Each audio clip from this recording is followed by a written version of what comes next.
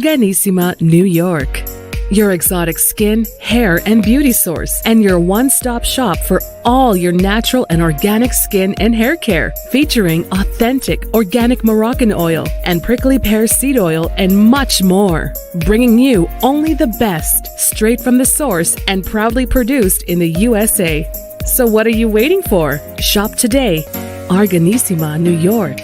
Your beauty is our duty.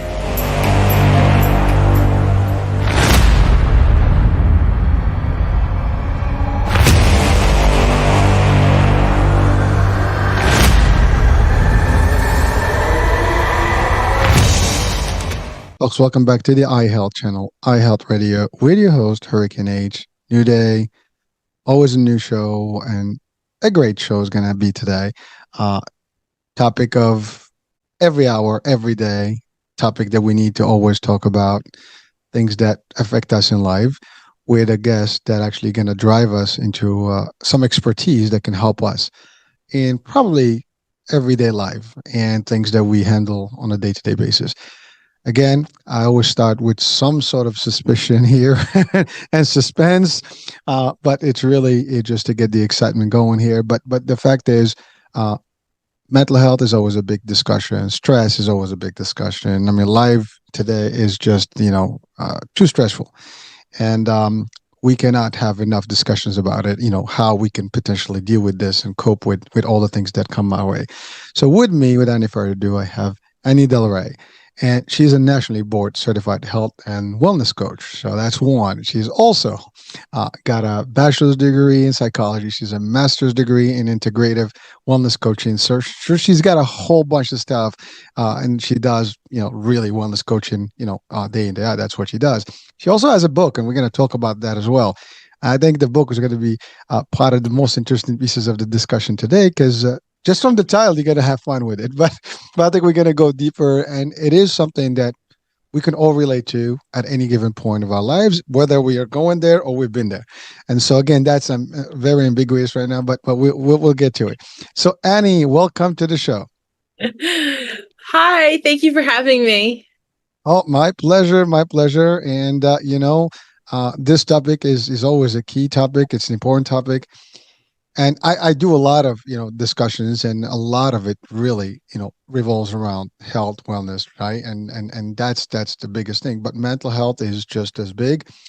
And we have few talk shows that we actually have, pretty much regularly on the channel here. But really, every day I get somebody new as a guest, and we get a whole spin on things. Some of it is similar, some of it is new, and we are learning every day. And really, our mission is to enlighten people and educate them about what can they do in terms of different things. Now, so let's first do, as always, talk about Annie's background.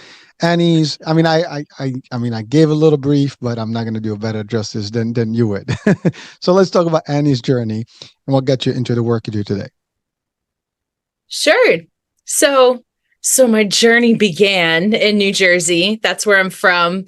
That's where, Woo! yeah, My digs. Jersey girl. And I'm so glad I grew up on the East Coast. I am so glad that that's where I grew up into my early 20s. And then I moved to California. I moved to California by myself. I had never visited before, but I got into grad school and I was like, all right, I'm going to move. Let's do this. So now I was in California by myself, and I was super poor, like poor. And I ended up hating my program, quitting it, which I think a lot of people can relate to. And when you've put a lot of money into school, that could be a little frustrating. And then I found a coaching program, and I've been doing it ever since. Hey, well, so hold on. So there's quite a bit there. First of all, that was like the brief, like that, just like the summarized version, like the sum up, right? But really, there's a lot to and really earth from there. Like, there's much stuff in there that we can talk about. One is, first of all, Jersey girl. I live in Jersey, so hey, greetings from the Jersey, from the Jersey Garden to you. But you did something that is not unique, but dairy. A lot of people take that leap and just move out, for whatever career path, and dreams, and they do that. And the exodus from Jersey, East Coast to West Coast is very common. A lot of people go to Hollywood, try to get their way in that world. You obviously went for school, and and by the way, that's important. Sometimes people have to make that change in their life, no matter what. And it's not easy to do it on your own, but you did. And again, for our people listening and watching, if that's something that will drive you and there's something that you have to do or you want to do, I mean, no one can stop you. And you know what? The only way to do it is just do it. You go, make it happen. It may work, it may not work. It doesn't matter. And we have a good example that Annie, what she went there for did not work, and she converted to something totally different, and it's working. So understand that, and I'm pretty sure, Annie, if you did not make that move, maybe you wouldn't have, stumbled onto what you're doing today. So you never know where that route, is going to lead you to, and then what that outcome is going to be. So that's an important message, I think, that we can take from just your example of your decision where you went there. The other one is, as you said, you went to a program, you paid a lot of money, because it is not cheap. I'm sure education in our world is unbelievably, expensive. I cannot understand why is it that we actually literally start in this country, specifically in the States. I don't know about other countries. I think most of the other countries have different programs, but in the States, you start with a huge loan and a debt, and you come up, already owing. You haven't even started earning and you're already owing. And that's a problem, that we have. Unfortunately, I don't know if there is a solution to it.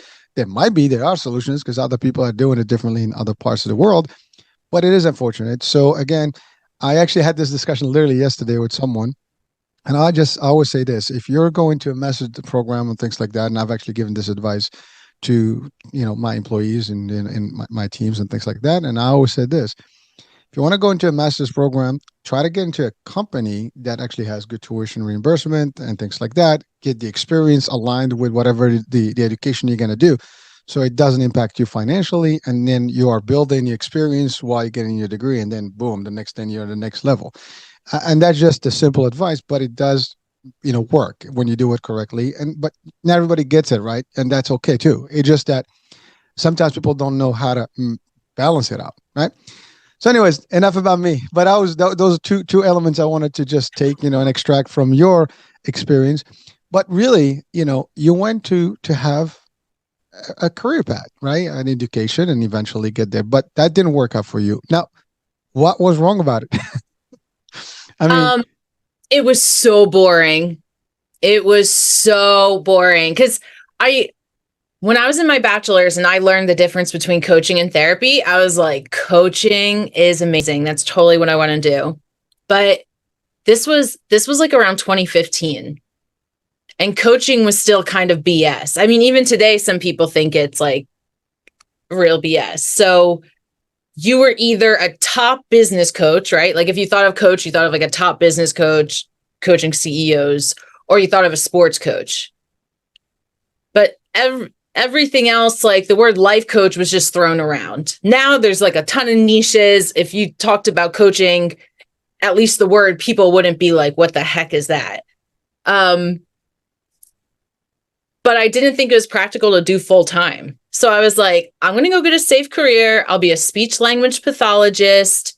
This will be fine. I like helping all age groups. I can do this. And then I get into my first semester and I'm like, I've never been more bored in my life. And I knew that was a problem because I love being a student.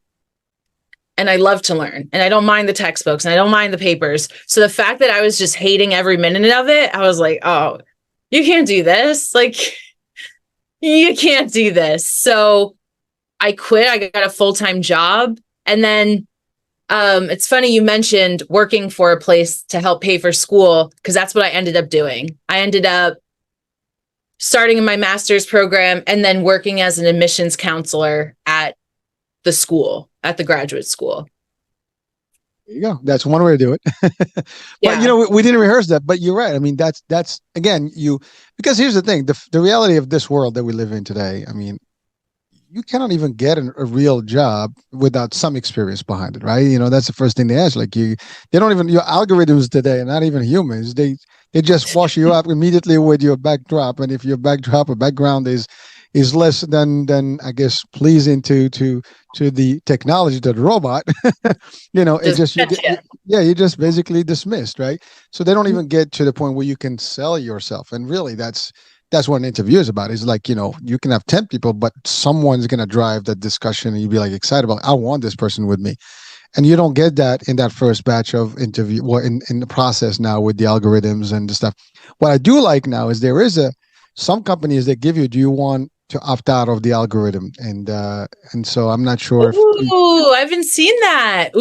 I Ooh, it's there. So now you do get, when you apply to something, they'll give you the option if you don't want to be tested out by an actual robot, which probably can take longer for you to get into a human, but at least you don't get the immediate dismissal by default. You know what I mean? right. Because really, they look at keywords, whatever, and then boom, boom, and that's it. I mean, it's got to be that. There's nothing more ingenious about it. It's just AI looking at your keywords in there and maybe some relevant timelines or relevant names.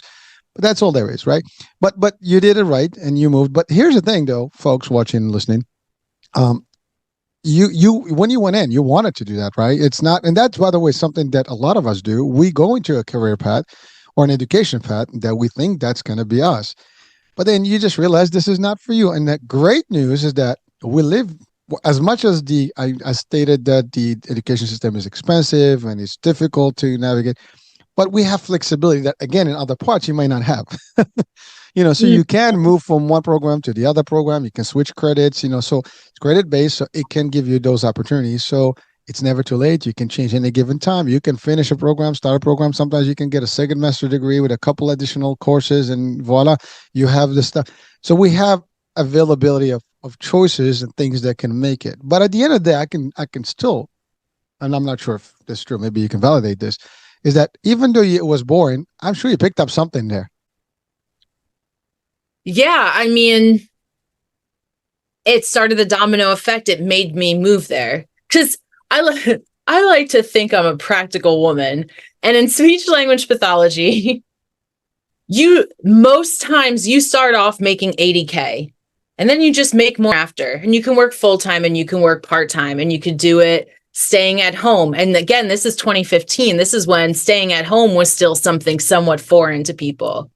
And you could work with stroke victims or kids, so there was so much flexibility with speech. So I was like, I'll just do that. And I'll start off with 80K, and that will make me like calm to start off, and I'll build up, and I'll do coaching on the side, and I'll make more money. Like I was looking for security so that eventually I could have freedom. That's where my head was at.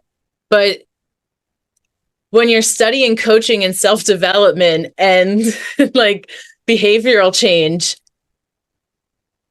I would be a hypocrite to stay in a program that I hated, because that's not what I would tell a client to do. I would tell a client, we need to talk about your values and your strengths and pick a career that you love. So it was too hard. It was too hard to study this stuff and then actively go against what I'm studying. But Annie, a lot of people are, unfortunately, they do that. They go into a program, it's just a dead end, they finish it up, and then they end up switching careers anyways. They're not doing that. As a matter of fact, I think the majority, I know your book is going to take us back to high school, right? And in high school, this is a big deal. I mean, I have two teenagers in high school, and we're having these discussions already. And one of them actually has her mind clear, and she knows exactly what she's doing. And so I think she has. The other one is still not sure. He thinks he knows what he wants, and I think he is going to pursue that. But at the end of the day, you got counselors and things like that. You have some stuff, but it is still, when you go into the initial stuff in the college, unless you go to med school or some specific, school for a program, you're just going to get some basic credits to start, and then figure out your minor, and then eventually like what's going to be my major, and then that may be where your path starts, shifting. But again, it's good to get some advice in advance to try to get some keyword passion you just stated. What is it that drives you? And I think a lot of people know that from the get-go. You know what drives you. This is for you, not. I mean, that's just simple, right? But sometimes people haven't gone to it yet. They're not there yet, not at that age. And Mhm. and I think we're gonna tackle that more on the book side. But but I do want to talk about one thing you stated, and I think that's important to people watching and listening. Now, and by the way, thank you for stating that, proudly. And you said I started poor, right? So boy, it's just the Well, truth. Yeah. well, so here's the thing. Poor is a status, right? It's just something that because it's limited funds, limited whatever resources. But at the end of the day, it doesn't stop anyone, right? Mm-mm. If you want literally to make it happen, I mean, you can be good in school, you can get a scholarship, you can work on the side. There's things, but you can't let that be your determinant or your like excuse. And again, I just wanted to highlight that today because for people that may have similar situations. And by the way, a lot of people do have that. This is not, only the few and the lucky ones have a better situation from the get go. Many start with the 0 point or very little to get around. A lot of people come from all over the world, to get for a better opportunity here or go somewhere else in the world to because they cannot have better opportunities, whatever they are. And that happens also in the States. But that should not be a hurdle. It may be difficult. It may be a little harder than if you had the means immediately to get you going and maybe get into better schools, whatever. But if you have the determination and you have the will and the drive, I think you can still do it. And Yes. it has been done. It has been proven. You're an example, but a lot of people may not tell people that that was their condition, but you didn't care. Because you're proud of who you are, and that's important. Again, that's we don't select who we are when we are born. We don't select our families. We don't select our environment. Some people get lucky by being born in a royalty family, and some people are just in the opposite side of it. Doesn't mean anything. It just means that, and believe me, we've seen people with a lot of money lose all of it, and people with zero money become billionaires, right? That happens again in life. So understanding those are the rules, understanding that everyone has an opportunity, and we do have potential choices to change that opportunity. Again, I'm not saying it's easy, folks, but it is done. It is possible. It has been successfully demonstrated by many, many, many people over and over. So again, just a quick message. We try to take some stuff, from our discussions and just reemphasize on some realities that can help us by listening to this, by potentially just being reminded that I can do it. You probably can, and you will, and that's just that simple. So that was it. I hope I drove that home, but so Annie, you chose to really and do something passionable that you're passionate about. Hmm. You help people with their wellness and health. You help people and guide them, right? That's your question. And I love what you said about coaching then, coaching now. It's become more acceptable. You can talk to a coach. And people, I think, because they didn't believe that they needed somebody's help. If it was not a Right. doctor, they didn't need someone that didn't have that certification or that specialty. But they don't realize that, people that have gone through potentially difficult times sometimes can be the better coach because they have that. There's different expertise or degrees of certification that give people the expertise to be able to guide people and help them, such as yours. So let's talk about that transition. That was your passion. You went for it. You did it. And then you went, I mean, I know you talked about money. Was there a money drive there, or it was just, I don't care. I want to do it because I love it. Um, I think both sides. One was I'm doing this no matter what, which is why I was okay with it being a part-time thing because that's why I was like, all right, no, I'm going to have a steady career and you'll just make money there and be fine. And then whatever coaching happens is whatever happens because you won't need that money. So when I went into it, I was like, I just want to help. I just want to see what's happening. And then it came to a point where it was, but it's healthy to want money and to want to help people because what you're teaching other people is that it's healthy to want money. And not that I work with every client about finances, but some of them, that is their main challenge. So we talk about mindset and the idea of scarcity and how that is going to affect every area of their life. Or even the let's play the long game together. Do you need a part-time job with your full-time job right now? That's okay. You're playing the long game. And I don't know if I should keep going on with examples, but just the idea, I forget where I was even starting. What was that with you making that leap, Oh, for your passion rather than for the money? And I personally believe if you follow your passion, the money will follow. Yeah, yeah.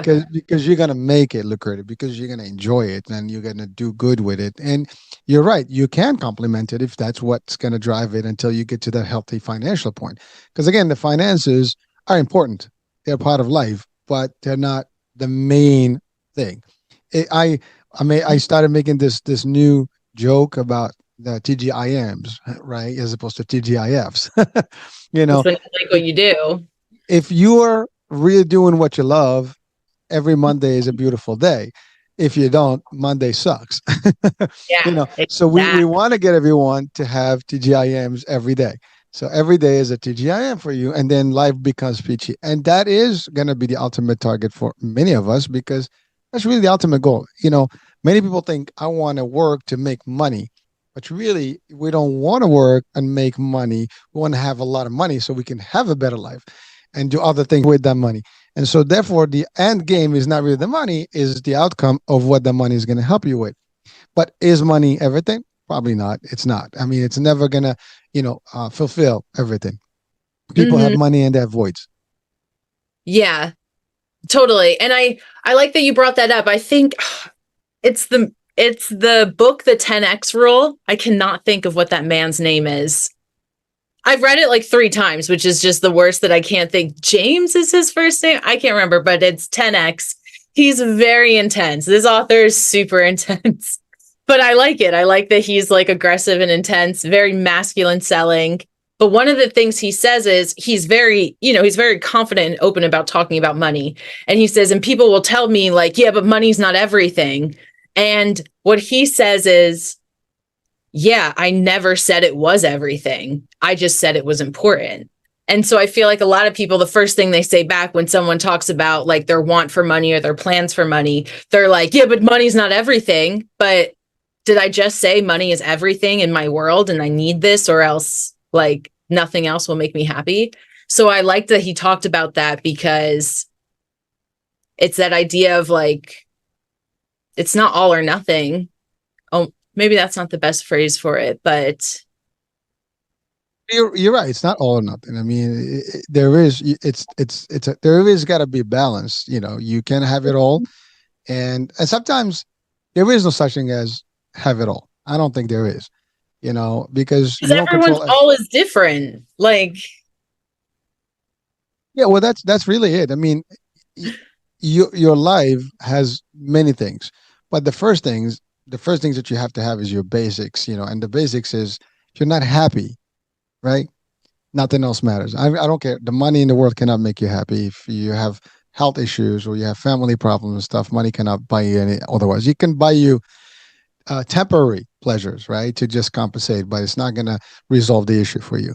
That's the thing. Like you said, you used the word mindset, and if your yeah, mindset is off, doesn't matter how much you have money. You're not gonna. You're always gonna spend it the wrong way. And many people had. We've seen people go through great opportunities, and they get money, but then they destroy that money. I mean, if you look at, for example, Shaquille O'Neal, right? Great example. And I think I watched him talk about something once, and he had stated that he was about to lose money, but then he was guided correctly, and then he started investing. If I'm not mistaken, I think that's kind of like the story. And then he is, I don't know if he's a billionaire yet, but I think he's up there. He's got wow, multiple businesses. He's got, and he's invested in a lot of things, because it was not about just spending money on your entourage. It's about taking that money and reinvested it and reinvesting and being in a lot of places. Then the money is there. And as opposed to like some people can get to that like fame with some startup money, but then they'll just spend it immediately and then be in debt, for the rest of their life, and like nothing happened. Because money is very hard to bring about, but it's very easy to spend. If you tell yeah, someone can you spend $1 billion in a day? You can literally spend $1 billion in a day. It sounds a lot, but you buy a few planes, a few boats, An island. an island, and it's done, right? I mean, literally 3 transactions can actually get done, right? So it sounded like, $1 billion. Oh, give me that money. I'll take my life. Yes, an average person will probably never spend $1 billion in their life because they know how to manage it. But if you want to go extravagant, you can.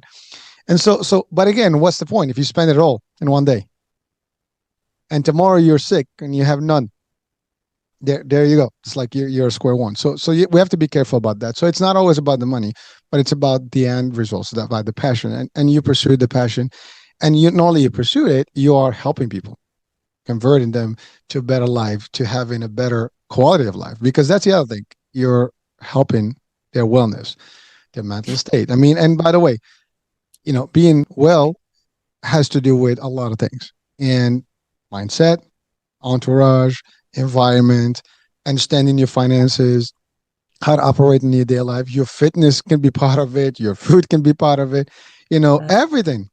So let's talk about that. Like in your work, what is your process with your clients, and what some of the things that you would tell people to potentially avoid if you can? Definitely we go over values. It's something that I have them identify, if not in the first meeting, by the second, and have them address that. Because it's not as if the word values is a foreign word. People are like, oh, okay, yeah, I have values.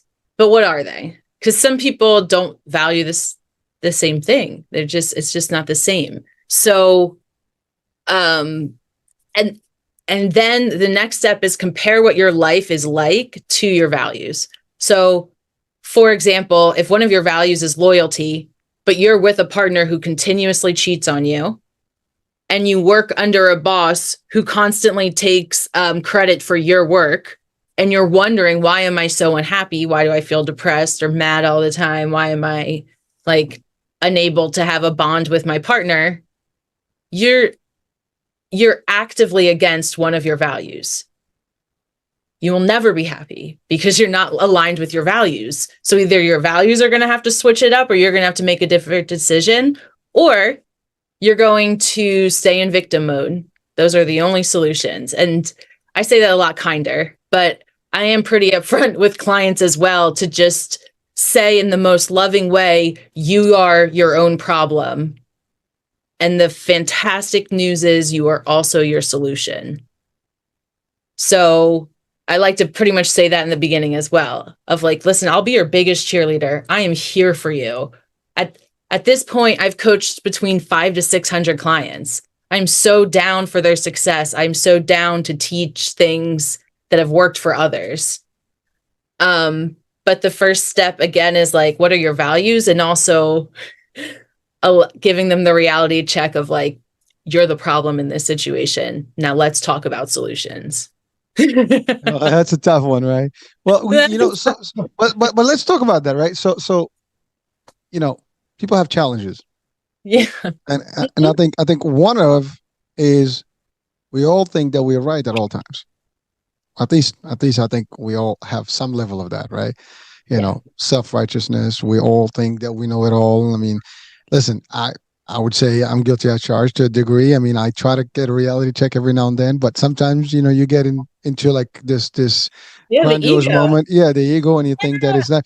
And then unless, but that's it. That I practice that self-talk, like, hey, dude, what's up? And sometimes you're like, did I do it right? Did I? So, but that doesn't mean that everybody's doing it. But again, it's not about me. But the idea is that we have this problem as humans. We do have that personal, touch that is, we believe in ourselves, but sometimes in the wrong way.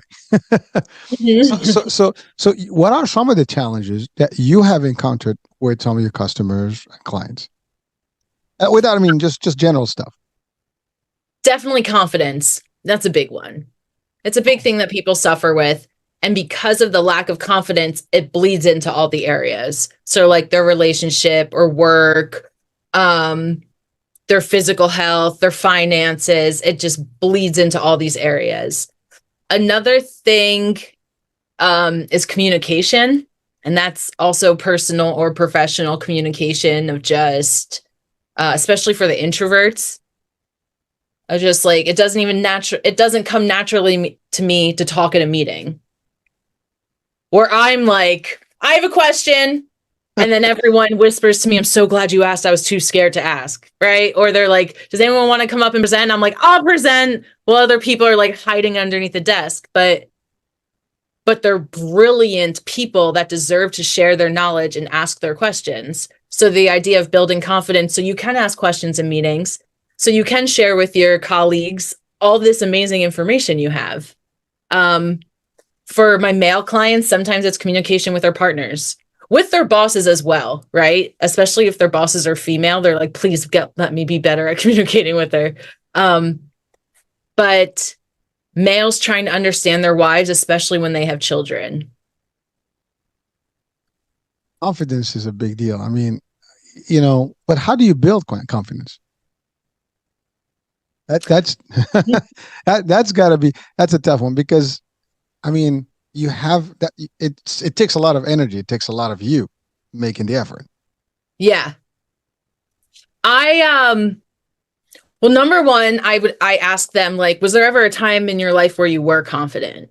So that is to give it a comparison. So for example, maybe they were confident before the year they were laid off. Like they were confident all up to the day and hour that they were laid off from this big job that they like really worked hard to stay, and they thought their team was doing good, and they and their whole team got cut. And now it's a year later and their confidence is still shook. Then there's other people who have never had confidence, right? So I just want to know where we're starting from. Like, is there something that triggered this lack of confidence? Sometimes it's just, as people get over it, the lack of confidence, like life hits you down multiple times and you're just like, either does this get easier or what is going on here? But I have them do practical exercises. So the first exercise is writing down all your achievements. And achievements can be from earning a degree to saying hi to someone in a coffee shop when usually you would look down at your phone the whole time. Like whatever achievement it is, asking a question in a meeting when you normally would never.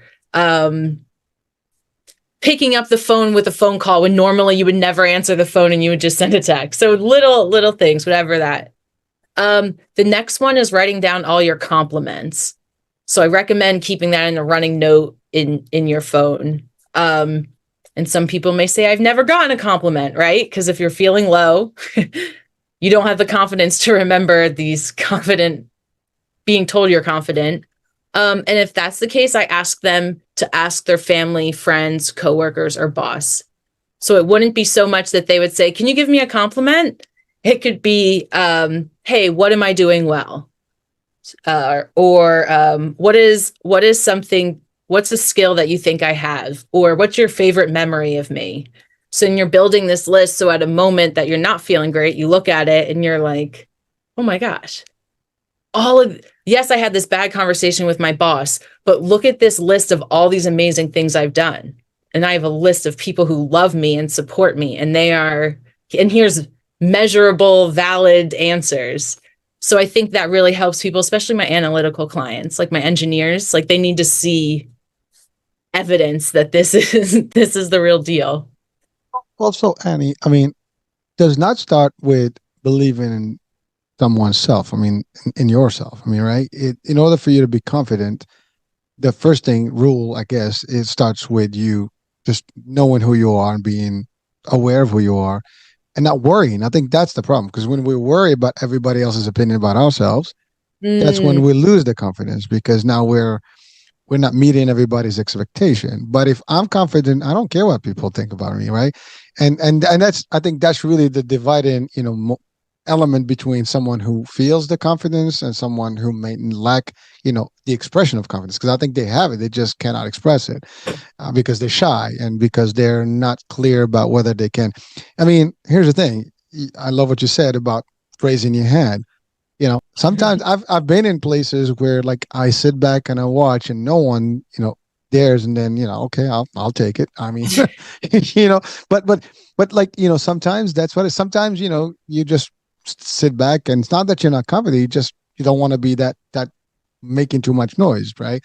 So it depends on the situation, but you have to know that you have what it takes in anything that you do in life. But that's not easy. It takes a lot of work, I think, because you have to be, I guess, having a constant discussion with yourself. I don't know if people are doing that. I mean, I'm not sure if everyone watching or listening is taking the time to have these rehearsals, with themselves. And, like, because I do this exercise personally. Like, I'm always asking, like, what am I doing right? What am I doing wrong? Is it my fault? Could I have done it differently? And I ask these questions at the minute that I see something, like, any outcomes. I'm like, what could I have done better? And but that doesn't take away from my level of, how I feel about myself. It just, guides me to tweak things to be better at things. But that's the thing. So it starts with, like, long time ago, I learned to do one thing. I don't care what people think. You can call me whatever you want. It's not going to phase me. Now, when I started as a kid, I mean, I was bullied. People, looked down at me and all that stuff. Then that kind of reinforced my character that, what, that was all fluff. And you know what? I was the one that got better. I was the one that did things. And you know what? That didn't stop me. And so I realized that nothing can phase you. And then I use another tool. And again, I'm just sharing with you, but really with our audiences, what you said, Annie, is powerful, because that's the big thing. If you can get to the point where you're so confident about anything, and by the way, you can be overconfident, and that may be sometimes negative, but that's okay, because, you'll fail some, well, again, failure to me is not a word that I try to use. You'll experience failure, which is basically learning different things, what not to do, if you want to call it that way. But the idea is that it's okay. But we need to be able to have that level of belief, and then the rest will happen. In your work, do you find that people, the ones that have this lack of confidence, have difficulty believing in themselves? Yeah, I think so. I think they are, most people are too scared to even set the goal, especially if they've tried setting the goal and haven't accomplished it in the past. So, for example, like working out is a super common one. So, like, yeah, I started 3 days a week and I did good for 2 months and then I stopped. And this happens to me every January, or this happens to me every summer. So they don't even want to say the goals out loud anymore because they're so embarrassed about their past failures, or the meditation goal, or the walking goal, or those are just some common ones. People who want to write a book, they're writing goals. So I think also that's why they're somewhat scared to sign up with a coach, because now someone's going to keep them accountable. Word accountable. This, like, we talked about this, remember? Well, Annie, so now you're talking about, I think the real issue is accountability. Yeah. People, and this has been my experience, people are always shy away from responsibility. Especially you see in the corporate world, like decision, many people choose not to be the ones making decisions because they don't want to be, because the fear is like, well, who made that call? He did. She did. So no one wants to be that one that's being pointed at. As opposed to, like, if you become a leader, right? And by the way, we're not talking about being a CEO. This is just like being a leader in person. Is that you make a judgment based on a set of, ideas or set of information, and then you make a move, you make a decision, you make a play. That's it. It works. It's great. It doesn't. Why not? At least you tried. But it beats not doing. But accountability is a big word, and I think that's another issue that I see in a lot of folks, that they just are afraid to be responsible, to take accountability for their actions, or to even make a call or decision. Because, to your point, if I decide to go to the gym 7 days and I'm not going to do it, that's a problem. But you see, is it really a problem? So what? You don't go 7, you go 6. You don't go 6, you go 5. But you just keep the next day, the next week, you do more. If they understand that, then they take accountability. To this week, I'm going to be a little weaker, but next week I'm going to do better. And then, but see, when you do that, you give up. When you stop, you give up. And when you give up, it takes you back a few steps. And then you're just like, that's when you lose the confidence. That's when you start like, it didn't work. But it didn't work because you gave up, because you stopped. And that's the Right. thing. If you're in it, you will win it. I mean, Yeah. I mean, that's just my philosophy, but it's really amazing that you're coaching people, and those are like the key specific elements that you were able. When I asked you, those like your first ones that came up, and they are the ones that are, I think, shared by almost everyone on this planet. You know, Yeah. whether we believe in ourselves, we're confident enough, and whether we are willing to set goals and stick to them and being responsible. And those are all things that when I've talked to quite a few coaches and folks that are like expert in this, and these themes keep coming on the discussion all the time. And are they difficult? Not to a degree, but can they be difficult for someone? Sure. And that's really the reality of things. So, Annie, um, live work balance. That has to be one of the biggest challenges that people are always facing. You talked about in the confidence, you mentioned the element of, guys not able to potentially communicate with their spouses or significant others, or bosses. But really, that's live, as a Everywhere. whole, if everywhere, but also, we work, we have to do certain things. That really becomes very, I guess, entangled, and it becomes a more difficult task for a lot of people. It's not easy. What is Mm. your experience with this particular dilemma? Oh yeah, this is like pretty much every one of my clients that has a job. Work-life balance is something that's always brought up. And actually back to this idea of mindset, one of the first things I teach them when that topic is brought up is, all right, we're going to do a mindset shift with verbiage. We are taking the word balance out and we're adding the word harmony. Because when people think balance, they think 50-50. But if we were to take a percentage of your day or of your week, life, whatever, do we want to spend 50% of our time working? I know I don't. I don't want to spend 50% of my life working. I love what I do, but that doesn't mean that I want to be not with family and friends or not have downtime, right? So getting clear to people of what are your thoughts on using the word harmony as opposed to balance? And if we do use balance, do you want it 50-50? So with these like hundreds of clients that I've worked with, I can think of two who said, oh yeah, I want 50-50 or more. And these are people both that had zero family members and also no friends. And they just flat out said, I'm okay with 50-50, if not more work. Everyone else, so hundreds of other people were like, no, why? Are you kidding me? And I'm like, okay, well, don't shoot the messenger. I'm just sharing what the word balance means, essentially. Like, and then we find out, how can you make this life harmonious? So I really like measurable things because I think it helps people. So I'll say, what percentage of your day do you want to spend by yourself? What percentage of the day do you want to spend on your physical health? And it might be different each day. Some people, my clients, will want like 5% of their day to be spiritual, while other clients are like, we don't even talk about spirituality. They don't care, that it's not their focus, at least right now on their journey. So their pie is different than another's. It's amazing, like listen to you, like how you have different spectrums, but you have the two extremes, but the majority falls in that middle ground where they're all kind of juggling the same. And I love when you said 50-50, because in essence, I mean, think about it. The average work hours are like 40 a week, right? Or 8 hours a day, give and take commute. Then the rest is food and this and that. And then you sleep about 8. So really, you know, it's already like, taking over a toll. If you do 50-50, I mean, you have no life. I mean, I'm sorry, but it's really, that's what it is. Because you're going to be sleeping, another, 30% or 40% of your day. And that's all there is. So life is going to go by. And that's the other thing, depends on the age. I think that's going to make a big difference.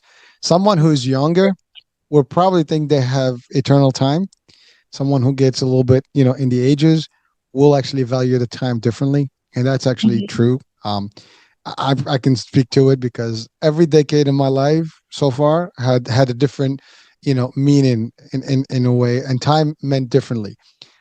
You get to a certain point where really every minute, so I don't have time for BS. I don't have time for nonsense. I don't have time for anything because I know there's only a few years that will be available to me as best health, whatever you can have. And so there's a point where you don't see time as relevant. But there is a ticker when you get to a point where literally it is amazing. I never thought about it until I got to a certain point, and then like it became a real thing. It's Like, common with parents too. Like once you have kids, things change. Your timing change. You're it does. selfish or you're not. It's not really like that, but you know what I mean? Like it's either now your life is different because you have a child and you're going to care for your child, or you're going to continue acting like a person with no kid. So most people you can balance it out. yeah, like Yeah. most people are like, okay, it's time to life will be Sacrifice. a little different. And Yeah. I really liked how you talked about timing because yeah, life's gonna be different when it's an infant, but then they're gonna go to school. So it's gonna be a little different, but they're still after school things. And then they're gonna drive. And then then the pie also changes for a parent. It does. And every single period of our lives, we go through different changes. You know, probably the best times we have is when we're kids because we don't care about the world. you know, Yeah, I, totally. those days when I remember when I was a kid, there was no responsibility. You just had fun. At least in my days, that's what it was. We didn't have, I mean, the closest game we had was Atari, but that's it. We had very little time on TV. It was all playground outside and dual activities, right? So we just played and had fun, and we went to school. Then vacation time, it was it. Then go to college. It's a different level of fun. Now we're talking mature fun. It's all the college life, right? And you go through that. That's fine. Then you go into the corporate world. The first couple of years, it's all awesome. You have a career path and you're going to do, and we sacrifice a lot and we don't realize how much we sacrifice there.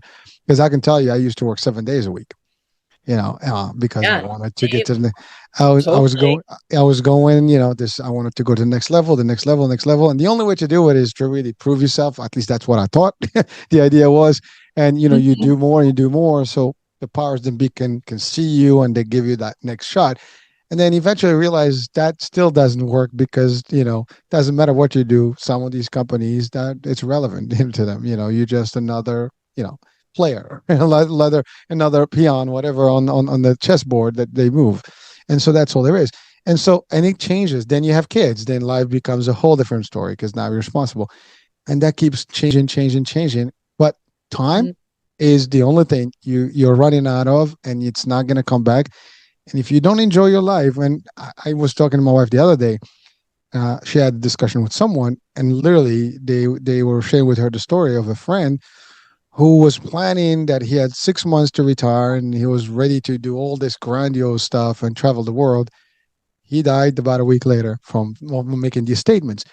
And that's a constant reminder that comes to my mind because I had a similar story in my life where I was at a company and I had this person I worked with, their father retired today, died the next day. And so understanding that that's the problem with life. First we don't know where we go, even if you live that long. But if you just work, maybe you were not even happy doing the work you're doing it because you got to pay the bills and stuff, right? But you had no time for yourself, for your health, talking about how much time that would look like for you, your gym time, your wellness time, your fitness, your mental health, breaks, and all this stuff is important. I mean, you want a vacation, not because you want a vacation because you want to like decompress. This world is stressful. Now that actually getting me into the discussion of stress management. I know you do some of that.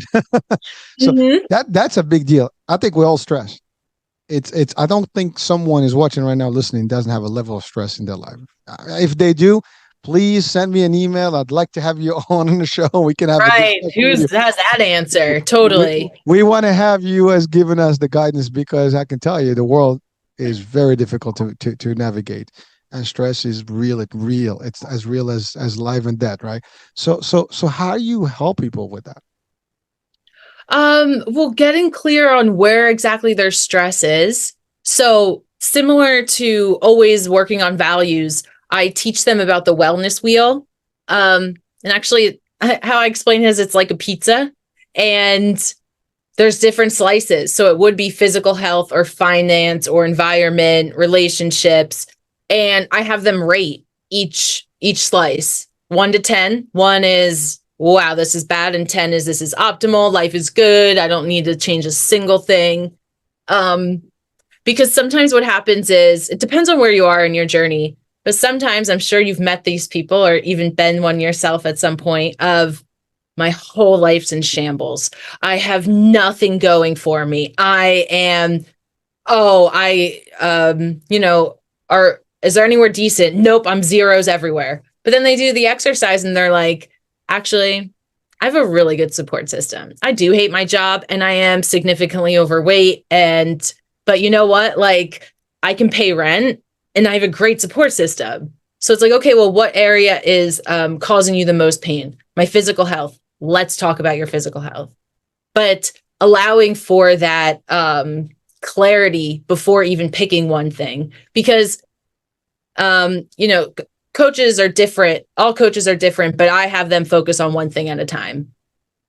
Well, Annie, it's funny because what you described there is the reality of all of us, correct? I mean, we all have at any given point, different things, some up, some down. But the differentiator is what you just did in that exercise is showing them visually that they didn't have it all wrong. They had some good stuff in there, which means now the mindset has to play. This is where you look at positive versus negative, and then your stress levels will dissipate very easily. Because if you expect that everything's going to be peachy, that would be wrong. There is no such thing as a peachy life. It's going to be a lot of nonsense, and ups and downs. But how often, do you look at just the bad versus the good? And there's always good in every situation. If you change your mind or you shift your mindset to always look at what's positive in every single scenario in life, then that pie becomes a lot more, 5s and 6s and 7s and 8s and 9s and 10s versus 1s and 0, and that's really, because once you do that, now talking about confidence, talking about getting, a little bit believe, you start getting hope, and then you start you have the willingness to make a move. Otherwise, you're completely off, and then that's when you have bad thoughts, maybe even suicidal thoughts, because my life is got nothing. I'm worthless, or and then you get all that negative thought, talk to yourself, and that's when it becomes bad. But really, what you said really is you're giving people a visual that they're not doing themselves. Just like you said, you have them write goals. Now they can start seeing what really part of their life is really working or not. They might think one thing, but then all right, the math doesn't really add up the way I thought. Right. And that's really, but visualizing stuff is half of the game, right? If you don't see stuff out of sight of the mind, as they say, you're not going to, you got to put it in front of you and then start analyzing it. You do that with them, you change their lives. Mm-hmm. Yeah. And it's very exciting watching people get clarity. And I think you used such a good word. It's hopefulness. When you share your goals with someone and someone's like, okay, let's talk about the top goal. Now let's talk action steps. You're giving them hope of action steps. Okay. We're talking realistic things. And also, sometimes reining them in of it. You don't have to go balls to the walls. Let's not do the gym 7 days a week. Let's not set that goal, right? Because that's going to stress you. How about we start with 2 days a week? And if that's very upsetting to even think of that, why don't we start with 1 day a week walking around your neighborhood for 10 minutes? Because I think when people think goals, they're 7 days a week for 70 minutes in the gym. And I'm going to get the most expensive gym in the area because then I'll want to go. And this time will be different. But it's but it doesn't have to be all or nothing. This is behavior changes. You didn't get 55 pounds overweight overnight. Let's talk about how we're going to any forward movement is forward movement. We're just trying not to go backwards. I love it. I mean, you're really hitting on, I thrive in these things. I mean, I love that because you're right. I mean, it's exciting to I want to go to the best gym, spend as much money because I commit, right? But even if you did, you're going to probably either start financially feeling it or your body's going to get a toll and then you're not going to be, healthy. And then you're I can't do this anymore. And then you give up. But I love what you said, slowly slowly forward. One step, two steps, three steps. Before you know it, you're running. That's it. Before you know it, you're just sprinting. But if you do it the other way, you're probably just gonna lose it. Again, that's what happens. We say life is a marathon, not a sprint. You sprint and you're done, right? You marathon it, you're gonna have a lot of stamina and you can probably, endure and go through. And that's a big, difference in terms of how people operate. But again, this talk show right now is audio visual, so people are listening to it, and you're bringing stuff that probably people have heard before. The problem is we hear it sometimes, we know about it, but we don't apply it or we don't structure it in a way. And it's very simple. You can hear about it, but if you're not able to structure it, that's why we have you. You go to a coach to help you and guide you to maneuver through it. Because that's the other thing. Not everybody can do it on their own. Just factual. Some people, they just cannot do it on themselves, with themselves and alone. They need someone to be there next to them to be like a checker, like, hey, check. Are you doing this? No, you got to do this. We're like children, at any given time of our lives, when children are young, right, we give them guidance, right? You're there for them. Well, there's one thing about reality of humans that we're always going to need someone sometimes to guide us. As even the best leaders in the world, they still need some guidance. You just can't do it alone. We're not a solo act humans. We have to have environment and guidance from other people and suggestions and yes, it's okay to get help. And that's actually the biggest thing that sometimes people don't utilize well is help. I mean, Even asking for it, yeah. Well, asking for help is again, talked about ego earlier, and sometimes you're just like, well, I got this, but do you? If it's not working or you're feeling that, I mean, you can ask, what's the worst that can happen? Nothing. And if you commit to a coaching program such as yours, you're only going to benefit from it. And you do have, I'm sure you do have not only have the qualifications, but you have the parameters and the real testimonials to prove that you can help them and change them. And that's really what it is. Sometimes people are just afraid to commit to those things because they're afraid that, now I have to really apply. Right. Now I have to actually do the work. Right. That's exactly it. Well, that's it. Mm-hmm. People have to work. Yeah. And something that you use the word simple. And I think that one of my coaches taught me it. And it's the idea that simple and easy are two different words. A lot of this is simple, but it's not easy, which is why a lot of people don't do it. So, and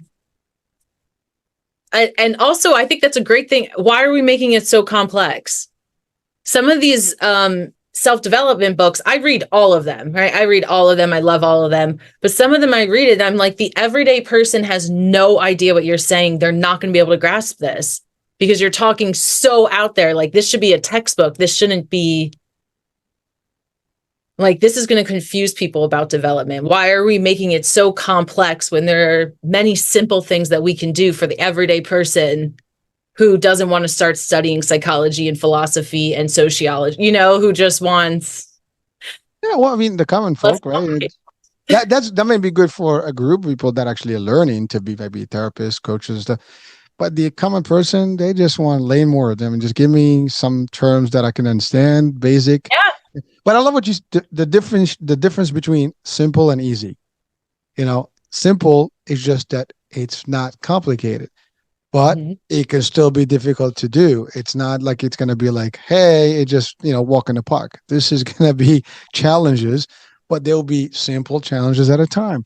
It is, again, I mean, the mind is powerful, but you have to have also the spirit and the actual gut to actually do certain things to align with your mind and have the drive. And I think that's really sometimes where people are just challenged about, they just don't want to get into that whole mix of, because what is your program like? I mean, it's a few weeks, right? At least.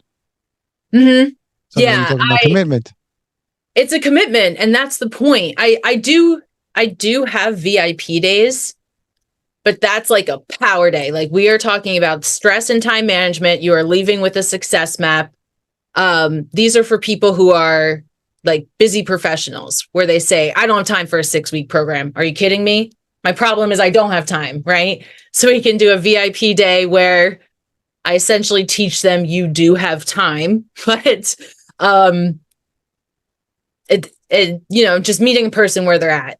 And then other people are like, oh no, it's a 6-week program. Like there's a lot of hand holding. Fantastic. I can text you. We're going to do video sessions. Like, there's resources in between sessions. Like you're going to ask me questions. We're going to go over more than one goal. That's very attractive to them. They're like, I want hand holding. How much hand hold? Like, and I get it. I love that stuff. I love simplicity. I pay a lot of money for people to tell me what to do. Like, that's why I got coaches. That's why I went to school. I love your system because you actually do have flexibility between all types of potential clients, and you do have different programs that suit everybody's needs, and that's awesome because now you can gauge what the need is. Like you said, if someone wants an expedited course, and they want straight 1, 2, 3 bullets to get done, you can do that one day done. But someone who needs that slowly but surely process, you have that too, and you have the flexibility. I'm assuming you do this all online or virtual. Yeah. Mm-hmm. Everything's virtual. Which means that opens up to the world for you. Yeah. And I love that because like I love when I get on with East Coast people because I totally get them. And then when I'm on West Coast, I'm like, yeah, I get you because I'm here. I've been here for like 7 or 8 years, but it's just fun. It's fun talking to people. I've had some international clients too, but something I always say is like, people are people are people are people. It doesn't really matter your age or your sex or where you're located. Like we all have these core emotions and feelings and behaviors. Amen to that. Yeah. I think if we all grasp that well, we will get along well, right? Yes. Well, so Annie, I mean, we've covered a lot in just a matter of time. I mean, the hour flew, but we're not done yet. So now the book. Now this is an interesting book. Try to get it in there. All right. Okay. Shit. All right. Let me. Shit. I wish I knew in high school. Okay. Well, so that's a powerful book because if I mean, I think my daughter needs to read that. And my son, both of them actually, they should. But here's the thing. So it's really shit that we should have known in high school, right? And a lot of stuff today. I mean, listen. I mean, every generation had different experience in high school. Some similar, but it evolved over the decades. I mean, today teenagers are different from in my era time, right? I mean, I'm Gen X. Sorry, I'm assuming you're a millennial. I'm a millennial. Yeah. Yeah. So I mean, everybody is gone through a different process in terms of their teenage days and high school days. But you're right, things that we could have learned at the time, right? Mm-hmm. So the book itself, am I getting the core of the book correctly? Things that we've missed that we could have done differently? Yeah, that's exactly it. I mean, you could probably read it in an hour and a half.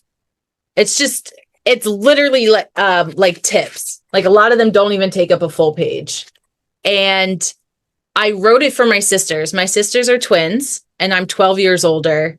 And when they became freshmen in high school, I wrote them this book.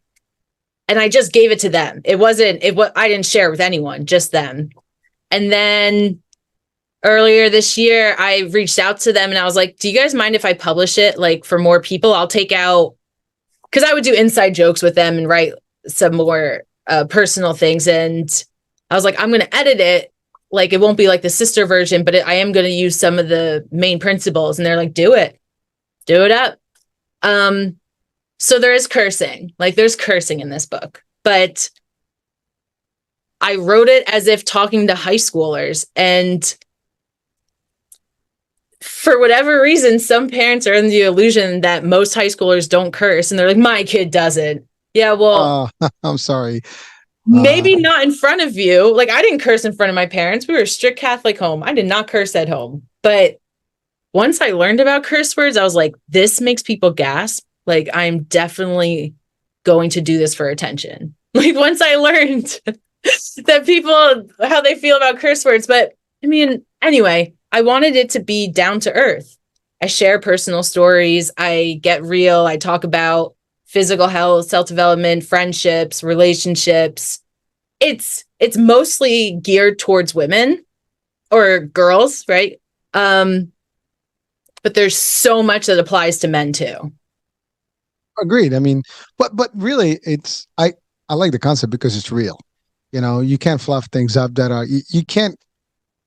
I don't tolerate cursing in my home, but I can tell you, my son is playing with his friends, and every now and then I catch him, throwing all the letters out, That's every how they letter, I mean, and I walk in, like, dude, what's up, don't do and that, right? and he looks at me like, okay, and then here comes another hour, and then he throws another bomb. I'm like, dude, but like as they grow older, it becomes very difficult to just stop them. Like when they were younger, like you can't do that, and they accept it. But they get, because it's not about them; it's the entourage. I mean, you're not cool if the other guys are throwing those things and you're not responding in like. That's a problem. So I get it, and again, it's true. Like these kids, today in high school, they probably know more than I know. I Oh, mean, my kids did tell me, like, dude, Dad, where you living? I mean, it's a whole new world right out there, and it's truly high school today. I don't think it's the same where you were there when I went there. It's completely like, the stuff I hear from my kids. I'm like, what? This is happening in high school? It's just nuts. I mean, stories like unbelievable from teenage pregnancies or like early, like middle school pregnancies. Forget about teenage. I mean, people having crazy relationships. Live in different places in the school. I mean, it's just things that I've you probably see in the movies. It's happening, and it's drugs and all kind of stuff. I mean, the attitude towards teachers now with the crime, or the schools. school shootings and all the stuff that's happening. It's really devastating. I mean, our system is just going. I mean, I don't know where it's heading, but it's not heading well. Whatever heading is drowning. It's bad. I mean, but I want to thank you for putting something to potentially guide people, as to the things that could have been different, or at least maybe they could avoid, whatever the case may be. But it's an awareness book. Am I getting that right? Definitely. Definitely. And I've had a lot of adults read it and they're like, number one, I wish I knew this shit in high school. It's usually the first thing. And then they're like, I think all kids should read this. I mean, truly, as long as the parents aren't going to totally cringe at curse words, but I think this could change kids' lives. I think this book could change kids' lives of just, especially if you don't have siblings. Because siblings, whether we like it or not, they teach us a lot if they're older than us sometimes. Oh So. yeah, I mean, there's someone to share with you. But listen, here is I don't care what they have those rated on TV on those movies, but I mean, once you're a teenager, you're not doing PG-13. Everything is beyond that, and there is curse words. There is all kind of stuff. So it's not like it's a secret. They know this stuff. For years, I thought that my kids were like, they didn't know what the F-bomb was or any of the stuff. And all of a sudden, like, they throw more words than I know. I'm like, I know, and what I'm the like hell? looking up an Urban Dictionary. I'm like, wait, what is this? What did they say? I mean, they're literally talking Morse code now too. I mean, they're like they make fun of me, like when they look at my text, like, Dad, you so old. I mean, you still write words. I'm like, well, I write words. I don't know what you write in there, I because don't, right. it's like three letters, alphabet, and then that's a message. That's Morse code. I mean, it's like dit, dit, dit, dit, dit, dit. I mean, but it's their time. It's I mean, again, it's different generations, different ethics, I guess, and different work and different world that they live in. But some of the basics should be the same. I mean, Definitely. Yeah, definitely. There's especially the self-development parts. Like one of the tips is you're the sum of the top 5 people you hang out with, good or bad. And whether it's fair or not. Like if all your friends are smoking and drinking, maybe you're the only one not doing that. But what do you think all the parents and teachers think? them. And or if they're troublemakers, you just one of the troublemaker crowd. You're That's one of the it. They catch them, you powder them. You can cry and tell me it's not fair, but I'm just here for the reality check. They say, and this one's more for adulthood, but your finances are the sum of the top 5 people you're around. So if you're around broke people all the time, maybe you're not broke, maybe not, but there is a good chance that you're also struggling financially. Your behavior is going to wind up like just shopping and doing this and that, the other, and not Or yes, or similar. Yeah. Yeah, I mean, it is. I mean, it's amazing. But sometimes people get caught with the wrong crowd, and they basically get the same outcome. From whoever you happen to be, wrong time, wrong place, that wrong crowd. That's all. It's real. It happens, and it can sometimes really destroy some kid's life because of a choice that they made, and it was just the wrong move. I mean, even like so young. I know. What that's the other problem because in that age. You have a psychiatry expertise, and the front lobe is not developed until what 25. I think that's where it's actually where we make the real decisions and stuff. And then I love my psychiatry expert that comes on the shows once a month, Dr. Heim, and he had clearly stated that all the studies have proven that the identity of individuals really matures at 35. That's when we really have our true identity. Now, if you're looking at that, I mean, that's like half of most of people's lives. That's when we really know who we really are and what we want in life. That's a long time, from high school. And so in the high school days, you think life owes you think, and by the way, I think we also live in an era of entitlement and an era where, people have not been, really taking. Let's put it this way. When I grew up, you said a curse word, you get a spanky, you get something. I mean, you get a slap, and by the way, not just from your parents, your neighbors can actually. Other people, yeah. And you, if you complain to your parents, they give you another one. That's it. Now you have kids that have never been, given that kind of behavior from parents or otherwise. So they don't know what that means. And now we see it even like with law enforcement. And someone says, I need you to, adhere to my request, whatever, I want you to stop, do this, do that. No, I'm not going to do it. They keep challenging them. What do you think the cop is going to do to you? They're going to hug you? If you're not corresponding to, if you're not cooperating, they have no choice but use sometimes, any means necessary to stop you or to get you to respond to them. And you don't have to do that.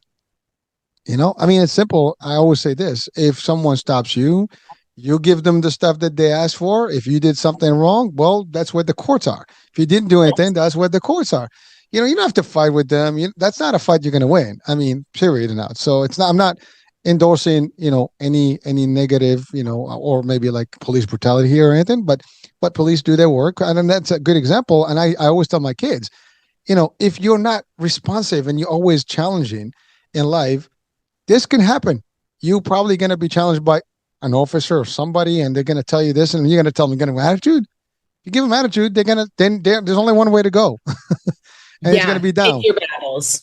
Yeah. So it's not a cool thing. And I think the behaviors that we've been, almost promoting in the last decade or so is that kids have there's no repercussions to their behavior, and so there's insolence, there's all this stuff. And by the way, guys, if you're listening and watching, I apologize if it may hurt your feelings, but at the end of the day, it's reality. If you don't know talking about accountability, if you don't know what that means, you're not going to know how to behave when you're going to be told, something. Even in the corporate world, you're going to work and the boss is going to tell you, I need you to do this.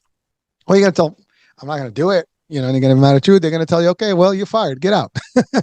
You want to be the boss. You can't. I mean, so that's the thing. It's going to affect you in the long run. So understand that there are, cause and effects. You got to do some things and you have to actually be responsible for your actions. And you know what? I understand those. But I love what in the book, you're giving some of the stuff that potentially can change some of the dynamics. And I guess today's teenage, mentality or high schoolers, hopefully they become better and they probably share that with the next generation. We're just hopeful, as always, we got to keep the positivity. Yeah. I mean, all we're doing here is kind of talking about the obvious and sharing the values, and hopefully people watching and listening can use that maybe as a guidance or maybe as a tip share with someone. Again, folks, we're not judging, but we are talking about real things that we experience, we see, and we know, and just avoid headaches, because when you're in the wrong crowd, you will get in trouble, and no one's going to save you from trouble. When you have trouble, you're going to deal with it, and your family's going to suffer, you're going to suffer, and it can hurt your whole path in life. If you want to live a longer life and happier life, and all the people that you watch and admire on social media and they have achieved great things, well, they haven't gotten in trouble. For the most part, most of those guys didn't. They actually were good, and they succeeded, and now they're like your role models. But if they did, you wouldn't have known about them because they'll be in jail or dead. I mean, that's true. You wouldn't be like, too keen on them anyways, right? So that's kind of like the concept. So understand that. You want to be like them. There's a behavior change that needs to happen. So Annie, I mean, wow, time is flying here. We've covered a lot. I know you got to go. Any advice to share with our audiences today, as your last message for them? I guess this kind of goes with the theme of what we were talking about. And it's another quote. I can't think of where I heard it. It's don't take criticism from someone you wouldn't go to for advice. I've heard that before, and it's powerful, because you're right. Why would you? Like back to the idea of like, don't care what other people think. But if you respect your boss and they shared with you like a way you can improve your performance, and you can take that skill with you for jobs ahead or for life ahead. If your partner tells you something you don't want to hear, but it will make you a better person. But if that coworker who's so annoying and obnoxious and you don't even know how they make the same salary as you, don't worry about their criticism. You would never go to them for them advice. You would never ask for their support. So why are you taking their negativity? But you know what they say? No one's going to criticize you that's doing better than you. There you go. I mean, if they're doing better than you, they're not going to criticize you. You're not even in the spectrum. They don't have time. They're not looking at you, right? So that's really what it is. Unfortunately, that's reality, folks. And by the way, we can use that as a positive, not a negative. Don't look at it from the negative part, like, well, I'm better or stuff. No, just look at it this way. You want to always look up to better things. We are humans that always want to do more and better. And so looking at the bad stuff doesn't give you anything. Maybe look at it from a lesson learned. That's okay. What not to do. That's okay. I mean, we talked about behavior. Well, these are some behaviors that we shouldn't be doing so we can do better. Not like looking at them like, exciting stuff. They're not exciting because they're going to ruin your life.